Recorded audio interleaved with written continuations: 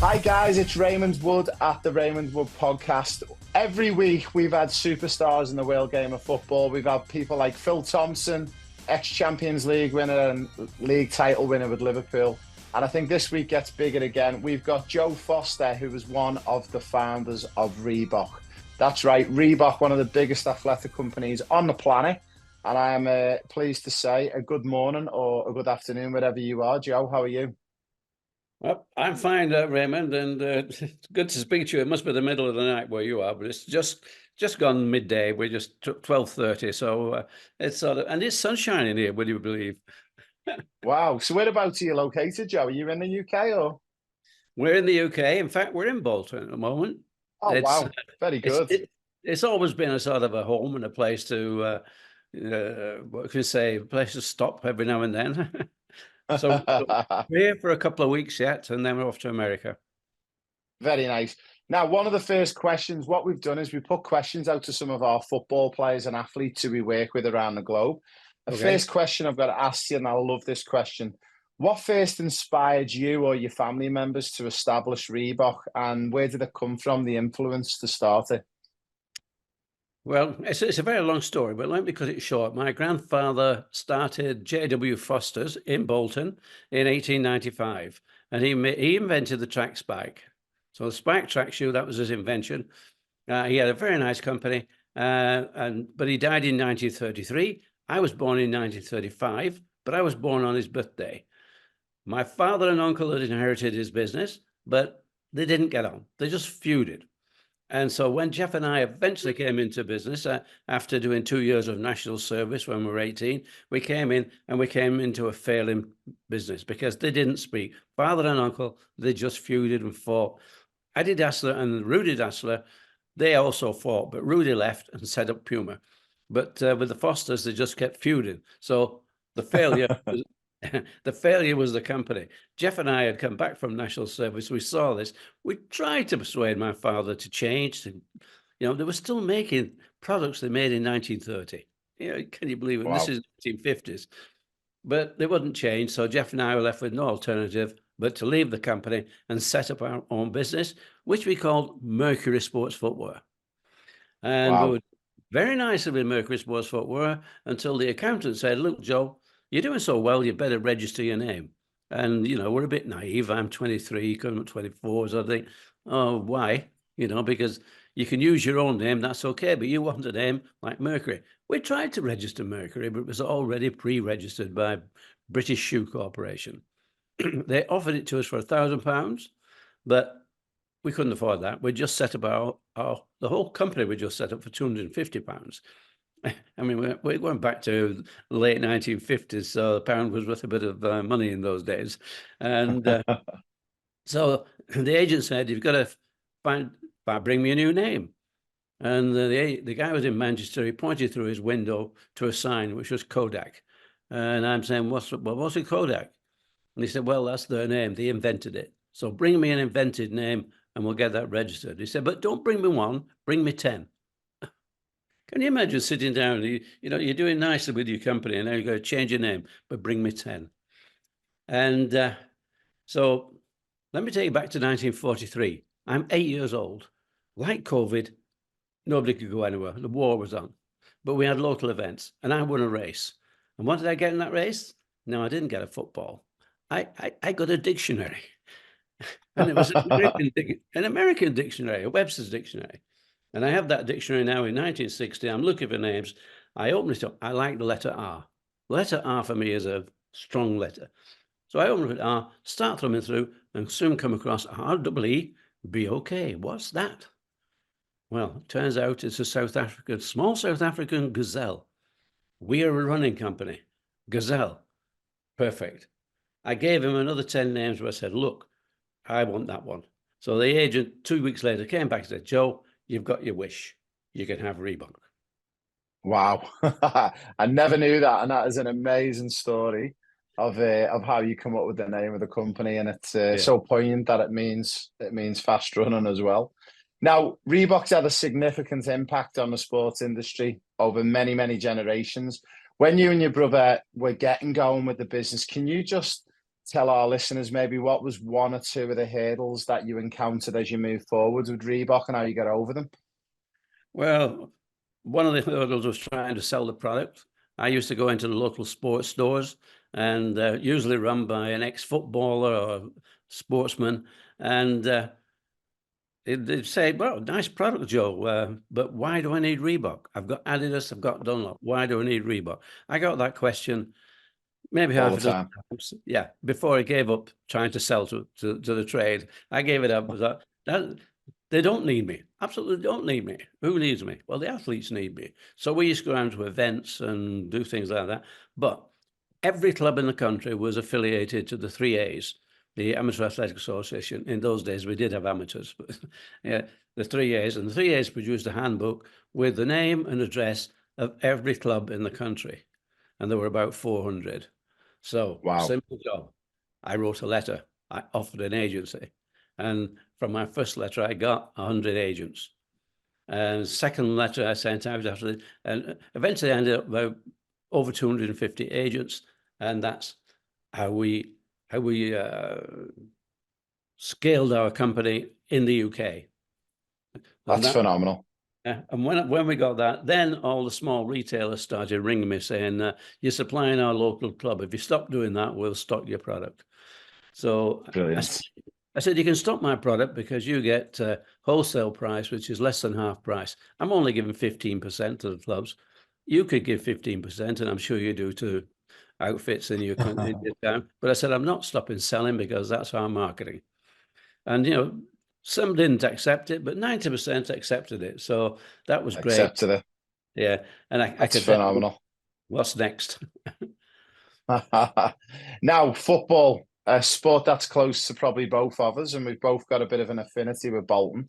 But how did Reebok first engage with football? And can you remember when you first started engaging with football specifically? Well, it was quite late in our existence. We tried it early on, but Adidas was in the country. By the time Jeff and I actually set up Reebok, Adidas were there already. And Yeah. it would cost too much to go into it. So instead of putting product, the football product into our range, we decided to extend the territory. Did we go to Europe or did we go to America? We went to America. We a small running company doing 9 million. We pivoted into becoming a women's company in aerobics, and aerobics took us from 9 million to 900 million, past Adidas, and eventually past Nike. Then we could get into soccer. I say soccer because if I'm talking to Americans, I always call it soccer. Against American football. Then we could get into football. So we got Ryan Giggs and a few more footballers. We actually signed up for Liverpool. Yeah, I remember that. Yeah. So, I mean, but that was later on, and we were doing nicely. We were doing nicely, but Reebok plateaued, and eventually, the company got sold to Adidas, and Adidas took Reebok out of team sports. Yeah. But right now, we're with ABG, which is an American company, Authentic Brands, and now they're going back into basketball, and they're also going back into football. I think we're already supplying the Panamanian national team. Not a big country, but we're already It's a doing. good foot. Yeah. Yeah, and I think they're making some headway down in Australia. But we'll be back in football, and we'll be back big. I can guarantee you, ABG don't sit around. Very good. Now, collaboration with athletes is crucial for sports brands. Can you think back to probably who your biggest collaboration was with and what it felt like when you collaborated with one of the big stars? Well, I think the collaboration was after I stepped back. I stepped back in 1990, we'll say, and we didn't have computers. We didn't have smartphones or cell phones or whatever. We didn't have them. So when I stepped back, it was difficult, as it were, to communicate. But when I stepped back and we really started to make a lot of money, we got involved. I was certainly involved with David Jenkins. I don't know if you remember David Jenkins. He was our top 400-meter runner. Alan Pascoe, Jeff Capes. He was probably our biggest signing, literally biggest signing, except biggest. except and well, I stepped back, but I'm still involved. I was still involved with the company, and then we got into basketball, of course, and then we got really famous. But soccer itself, as I say, we're a bit slow getting into soccer, but we'll get back. Yeah, no, that's good. And I'm seeing a lot of it in Australia, even to the point where I've gone out and purchased 3 pairs of Reebok Classics. And yeah, I'm seeing it really getting back onto the shelves again. Now, as an aspiring entrepreneur myself and as a founder of a business and a football-based business, what Mhm. lessons or mistakes could you give me that you learned along the way that might be useful in my journey? You need to. It takes people. You can't do it all yourself, and you need to build a successful team. A team, they need to share with you whatever you're doing. They need to share that and feel part of whatever you're doing. Yeah, And if they feel part of it, you will develop a culture, and that's a winning culture. It's so essential. And most importantly, have fun. yeah. Whatever you're doing with it, have fun. Remember that. But yes, build a team, a lot of people, and let them share the rewards. Let them share the building of the company, because that's what happened with us with Reebok. We got a lot of good people in the company working on the company. Yeah. As you went along that journey, did you make people owners of the business as well? Did you share up some of it as you went along, or? Eventually, when Reebok got big enough share option schemes, we were able to do that from America. Yeah. The ownership went to America eventually, and we were in the UK. Share option schemes are difficult because if you give somebody something in the UK, the tax man comes down hard because because he said, well, that's a benefit. So instead of giving money, you've given something of value. So they would they'll put a valuation on that, and you get taxed on it. I don't know whether they have schemes in the UK right now, but certainly the ownership, yes, shares. You should do that because people, there are conditions to it, but share options are a pretty good way of keeping the right people working with you in the right way. And keeping them engaged. Yeah. Now, over Absolutely. the years, there's obviously been a big shift in culture and technologies and the internet. How did that feel for you, and how did Reebok embrace that? Do you think it was for the betterment of Reebok, or do you think it hindered? What was your thought as you were going through the 80s and 90s as the internet was coming around? Well, I think the internet was maybe in the 90s. When I was there, we didn't have computers. Yeah. And that was 1990, and we didn't have computers. So it's not that long, although it's 30 years. If you look at it now, it's 30 odd years back. But we didn't have that. No, computers are part of business these days. I mean, it's part of everything that goes on now. For me to get to speak to somebody in America, I had to take a flight. I had to turn up in Chicago at the NSGA show. That was the National Sporting Goods. Yeah. It took some time to get that, but no, business now is to do with the internet technology. It's incredible what you can do. Social media, I mean, these things are incredible. It's a different business than when I started, but now, yes, now it's so important. It's a big part of the business. And influencers, Reebok used A-listers. We had Hollywood stars. We had a lot of people wearing our shoes to influence people, and Yeah. now it's so important. Yeah, so that's the last question I'm going to finish on is around branding and marketing. That's one of the things that we've realized is so important in our business. How are you guys and how's Reebok moving forward? Are they going to start to integrate that and maybe get some big star names along the brands again to help it push on and kick on again? What's the plans in the future for Reebok? Well, they're already doing that in America now. They've decided to go back into basketball because this was where Reebok was really famous, and they got a lot of big stars in basketball. Shaquille O'Neal? Yeah. Heard of him? Well, Shaq has come back into the business. Actually, owns Shaq owns 15% of ABG, so he loves the brand, and that's what I That's like. so He good. loves the brand, and he's come back as president of basketball, and his vice president is Allen Iverson, and between them, Iverson's a bit of a character, a real character.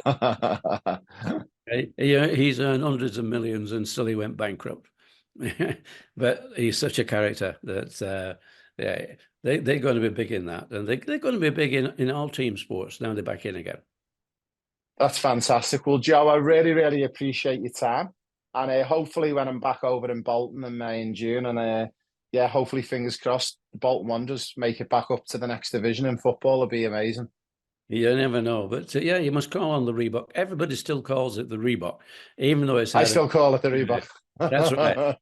Yeah, people do. You don't have to be, I'll see you with the Reebok, and that also sort of extends to the malls around the shopping area.